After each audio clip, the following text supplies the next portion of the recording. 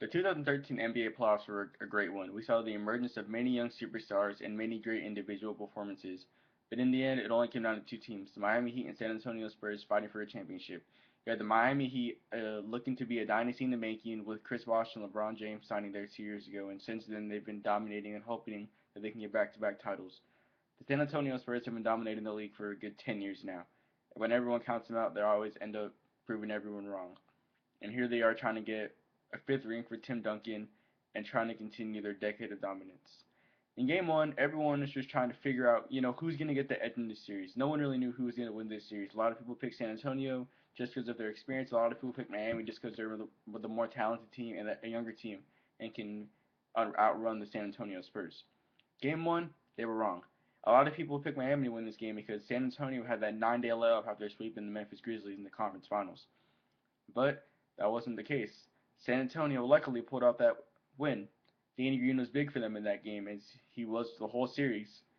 And everyone remembers a shot from Tony Parker. He lost the ball about 5 times in the same possession, and with about zero point 0.3 seconds left on the shot clock, he just threw it up and luckily banked it in over LeBron James. And from there, the Spurs took game one and had a 1-0 lead. Game two, the Heat came back in fabulous fashion. You know, everyone from that game, everyone will just remember the huge block that LeBron James had on Thiago Splitter. And LeBron was right. He said, I was going to end up on Sports Center one way or another. I was going to get dunked on, or I was going to have that huge block. And luckily, he had the block. In the third quarter, it was a pretty close game. San Antonio easily could have took it, but Miami's known to have huge runs, and they went on a 33-5 run in that game, and that was huge for them going into game three. But what a lot of people remember from this series is that one game, each game had its own different story. No one really had full momentum in this series, and Game 3 truly showed that. Danny Green and Gary Neal were huge for San Antonio in Game 3. Danny Green had about 27 points, and Gary Neal had 24 points. They both had the game of their lives. They both really just whatever they threw up from wherever, it was just going to go in. And it was huge for them as they won that game by 36 points. And after that, a lot of people started down in Miami. Could they come back from a loss like this? A lot of teams can't do this. Well, how are LeBron and Dwayne Wade gonna react after that loss? Game four, and was the flashback game known to many people. Dwayne Wade looked like himself in 2006. No one really cared about that knee injury he had during the finals. He just played like himself from 2006. Everything looked good for them in that game. Dwayne Wade had about 35 points. LeBron had about that too, but it's LeBron. Everyone expects him to have those kind of numbers each night. And after that, it was 2-2. Game 5, a lot of people were feeling bad for Manu Ginobili because he hasn't really had that good rhythm in the playoffs. It's one game he will drop 25 points, the next game he's going to have 5 points and have a bunch of turnovers. But what Greg Popovich decided to do was start Manu and to see what would happen from there. And he was huge in Game 5. He had about 23 points. It was kind of his game because he just was helping around in every single area, whether it was scoring, rebounds, assists, or just defense. He was always there. And Danny Green and Gary Neal continued to do their hot shooting.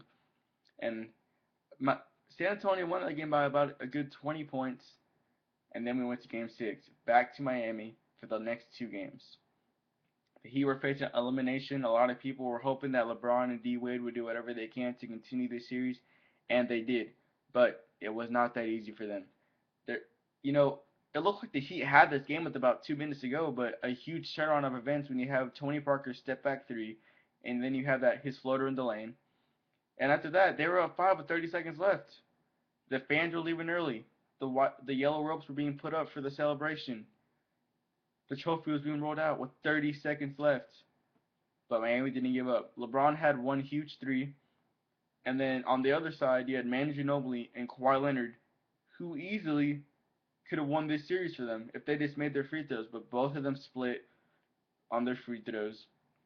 And then with about 10 seconds left, LeBron went up for the three.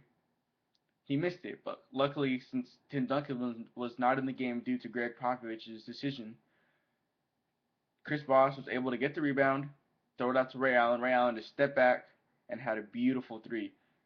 It's made pictures out of everything. It was just an amazing shot. It was a huge comeback, and luckily the Heat were able to take this one in overtime after Many questioned Chris Bosh's block on Danny Green, saying it was a foul, but I think everyone knows it was a block. And it's the last play of an NBA Finals game. They're gonna let anything go. And then you have after that the two greatest awards in sports. Game 7, one last game, everything for the marbles. Whoever wins this game takes it all. One team will be in just awe, knowing that they couldn't get it done, and one team will be celebrating that night. Legacies were on the line in that game. Tony Parker was, Tim Duncan was trying to get his 5th ring and be considered one of the all-time greats. He already is, but just to be with Michael Jordan and Kobe Bryant, and they were looking to continue their dominance the past 10 years. And LeBron and company were just trying to get back-to-back titles and let everyone know, hey, we're here. This is our time to dominate, and we want this second championship. We want back-to-back titles. And this game was huge for Miami. Usually when Miami have elimination games, the role players always seem to step up for them. This game, it was shoot. Mario Chalmers had dropped a good 15 points. Shane Battier was huge in this game. He had 18 points, 6 for 7 from 3. And of course, a lot of people were wondering how LeBron would play in this game, knowing it was his first finals, Game 7, and no one knew, was he going to be LeBron from 2010 or LeBron for now.